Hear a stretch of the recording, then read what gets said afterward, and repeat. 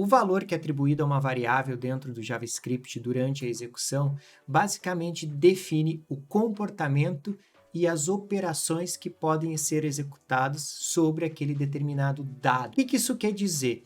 Isso quer dizer que quando você atribui um vetor dentro de uma variável e você tenta executar uma função como toUpperCase, você vai ter um erro durante a execução.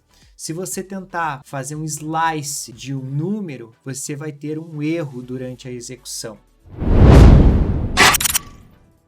Quando a gente está codificando em JavaScript, o que acontece é que a gente tem os dados que estão aqui naquele trecho, naquele escopo de código que a gente está desenvolvendo, então a gente sabe mais ou menos o que está acontecendo.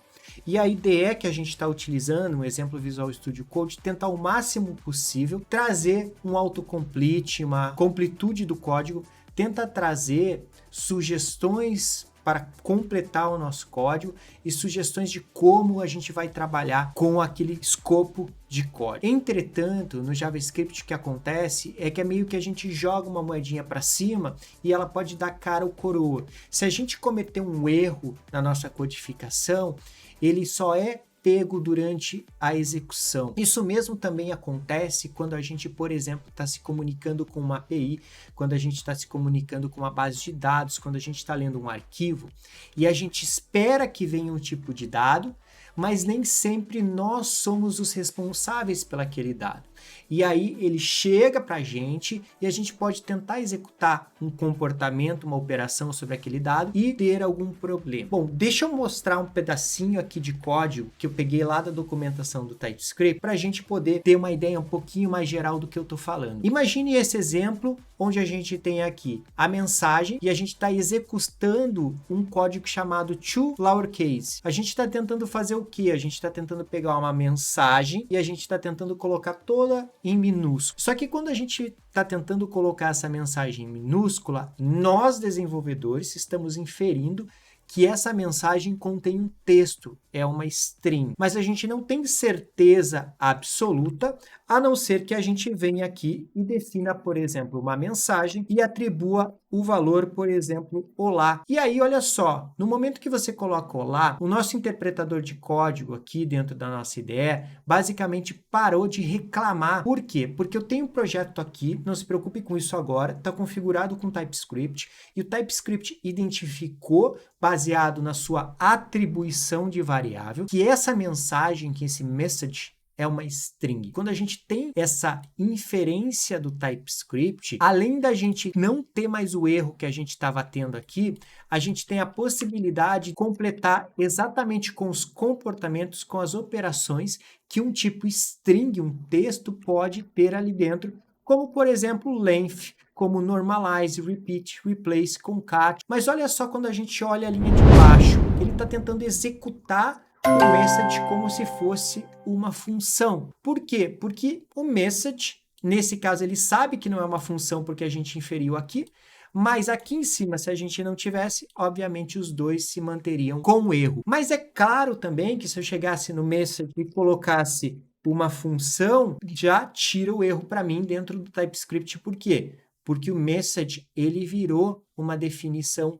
de função. E, obviamente, se a gente colocasse isso com um return, quando a gente coloca aqui, ele já está inferindo que o tipo é string. Como eu estou retornando um olá, quando eu venho aqui, eu posso colocar de novo toLowerCase, porque ele sabe que é uma string. Ele não pode chamar diretamente o toLowerCase, por quê? Porque ele está inferindo que é uma variável e não uma função. Se eu chegasse e dissesse, por exemplo, que essa função retorna um number, ele não vai deixar mais eu utilizar. Então, assim, a gente tem alguns pontos importantes aqui, aonde a gente, definindo uma variável, a gente basicamente tem a ajuda do TypeScript para poder fazer com que eu tenha não só um autocomplete, mas eu tenha também erros que me ajudam como desenvolvedor a saber como que eu devo executar a operação ou bloco de código que a gente tenha. Esse é um pequeno exemplo simples, levando em consideração uma função, levando em consideração um tipo básico de string que a gente trabalha todos os dias durante o desenvolvimento. A gente vai entrar em várias tipificações diferentes e vários outros temas, como por exemplo, quando que o TypeScript faz uma inferência automática e quando, por exemplo, que a gente tem que dizer para ele que determinado dado é tipificado. Mas o que você tem que tirar desse vídeo é que quando você está trabalhando com JavaScript, lá durante a execução do seu código, o JavaScript ele vai tentar ao máximo entender qual que é o tipo de dado que você colocou numa determinada variável através do valor, para saber se ele vai poder executar uma determinada função, e se ele executar e ela não funcionar, ele vai gerar um erro para você, como por exemplo, se eu colocasse essa string de olá. Esse código poderia ainda ser válido lá no JavaScript, mas quando ele executasse aqui, você teria um erro de execução dizendo que message não é uma função. E o TypeScript basicamente te ajuda a garantir durante o desenvolvimento e não durante a execução que esse código aqui não pode ser executado porque ele está definido aqui como uma string. Mas não se preocupa que a gente vai chegar em cada um desses pontos durante esse treinamento.